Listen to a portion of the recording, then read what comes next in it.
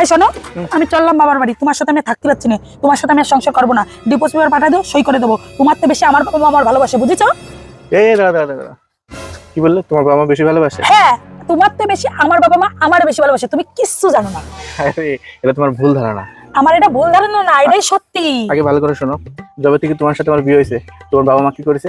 তোমার আধার কার্ডের থেকে নাম কেটে দিয়েছে, রেশন কার্ডের থেকে তোমার নাম কেটে দিয়েছে, ভোটার কার্ডের থেকে তোমার নাম কেটে দিয়েছে। ওই বাড়ির কোনো জায়গা জমি সম্পত্তিতে তোমার নাম নাই। আর আমি আমার সাথে বিয়ে হওয়ার পর তোমার রেশন কার্ডে আমার নাম লেখাইছি, তোমার আধার কার্ডে আমার নাম যোগ করেছি, এবং আমার সম্পত্তিতে তোমার নাম যোগ করেছে। তাহলে এবার বলো, এটা তোমার বেশি ভালোবাসে?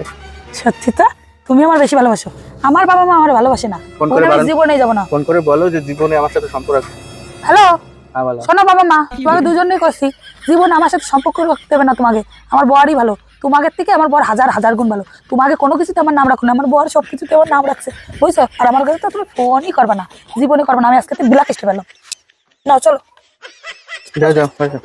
আমি তো বাজারে গেলাম। যাও।